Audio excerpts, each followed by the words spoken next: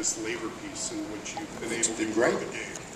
We love labor peace. Right. Also, do you suspect that if it was just a technicality that you were the ones that reopened the negotiations, or do you think the Players Union, had you not done it, they would have done it? That would require me to speculate as to what the Players Association might or might not have done. You would have to ask Don whether or not that's something they would have done. I don't know. Hi, Gary. The climate going into this negotiation doesn't seem to be as, for lack of a better term, hopeless as last time. Doesn't seem to be. It was hopeless. Everybody knew that there would be a work stoppage of some length.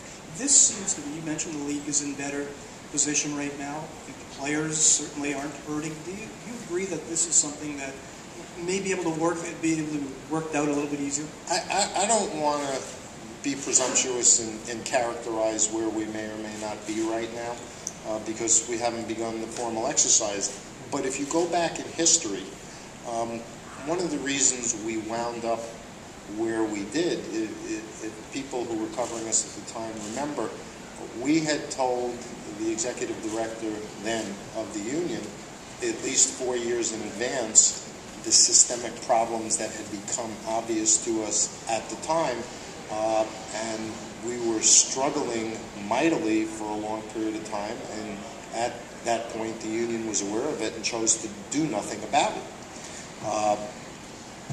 We're in a completely different situation. There's a new executive director who's gotten himself up to speed, new people, new relationships. Time will tell how this all sorts out. I'm hopeful that it sorts out easily because labor peace is preferable to the alternative.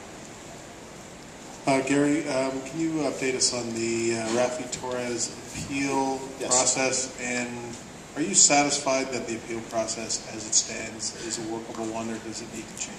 No, I think the appeal process works quite well because most of you don't know this. While Brendan Shanahan administers commissioner discipline, as it's called, the fact is I don't get involved in the decisions that he makes, in part, large part, because that's what we require under our system and our procedures, because any appeal will come to me, and I hear it on a de novo basis, without deference to the original decision.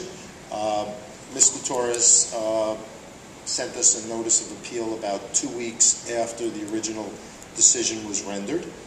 We promptly scheduled an in-person hearing, which he requested, and I now have to write an opinion, which I will do, I am doing, but there are a couple of other things going on, and since Phoenix's season is over, the timing of this isn't quite as imperative as if the Coyotes were still playing, but in the not-too-distant future, I'll issue an opinion.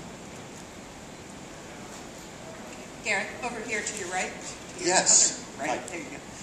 There was a story in today's New York Post saying that the LA Kings are supposedly for sale. Could you please comment on that? Yeah, it never ceases to amaze me when a newspaper writes a story and the principals involved absolutely deny it, and they could be the only source, but the Post was told both by Tim Lewicki and by us that the story was categorically untrue, that the Kings are not for sale, but they said they had their own sources, so they decided to go with the story anyway.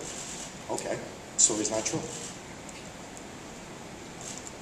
If anybody hears from the Post, I apologize if I'm trying to do, but the story's not true. Anybody else? Yes? No? Yes? Right here.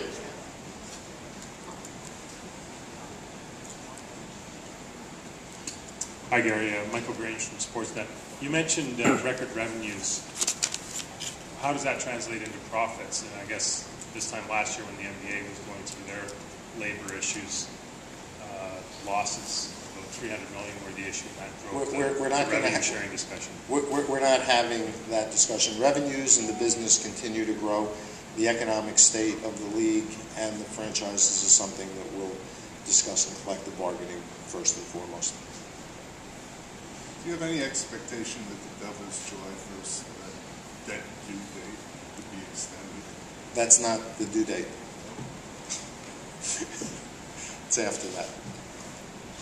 So at least to your way of thinking, it's been extended by virtue of this conversation. Anybody else? Gary, Yes. just on the Devils as well. What's the deadline for the Devils to inform the league of forfeiting its first-round pick? We'll check decision.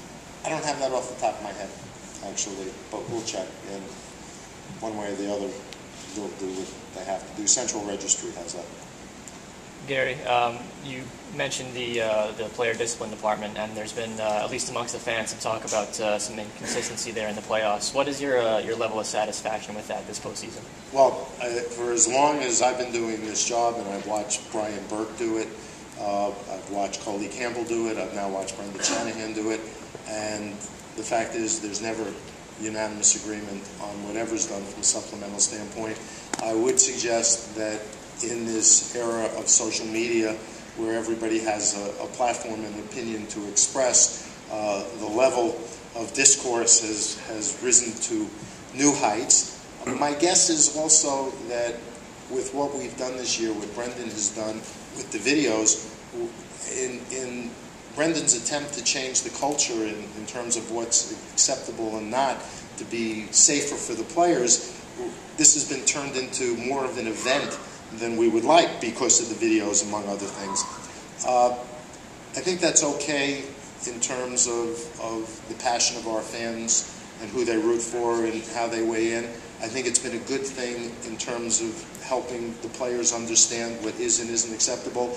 And this is a long-winded way of saying I think Brendan's doing a terrific job in what is perhaps the most difficult and thankless job that we have, and he's assisted by Rob Blake and Stefan Quintal, and people from hockey operations get to weigh in. I mean, we have literally hundreds of years of hockey experience weighing in to help give Brendan feedback. So while the decision is his, there's no shortage of expertise looking at all of these issues.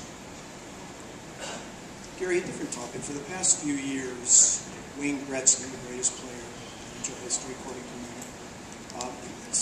he's kept his distance, been out of the spotlight in terms of hockey. That may be entirely his choice. I'm not asking you to speak on behalf of him. From your standpoint, do you believe there has to be some form of mending of the fences, and would you like to see that happen before there can be more of a marriage between the NHL and Wayne Gretzky, perhaps pertaining to the first situation? If you're suggesting there's a gulf or a divide, I'm not sure I agree with that. Wayne and I communicate on a regular basis. I'm hoping to see him in Los Angeles when we're out for the games. He was fairly active until he stopped coaching the Coyotes. So, you know, I'm not sure that amending is the right description. I think when Wayne is more desirous and more comfortable being more involved, I think that's great. He's an important icon of this game, a great ambassador of the game. He's meant, I can't even quantify what he's meant to this game, and both on and off the ice. So whatever he wants to do, I'm completely supportive, and the closer he is to the game, the more I like it. Gary, the television landscape is dramatically different from 2004 to 2012, at least in the U.S. How much does that tremendous success help the equation? Well, as important as people would speculate that and I assume you're talking about the United States, as important as the deal we made with the NBC Sports Group last spring was from a financial standpoint, the coverage that we're getting, pre- and post-game shows, the scheduling, the promotion, and the fact that for the first time in our history in the United States, every game of the Stanley Cup Final was televised nationally. I think, as I mentioned in my opening remarks, it has created a level of buzz, interest, fan interaction that we've never seen before. If I'm not mistaken, our viewership on television in the United States this season in playoffs is the highest it's been in 15 or 16 years. I think it was a dramatic, important step forward, and we are thrilled with the NBC relationship, and we think they're just treating the game great.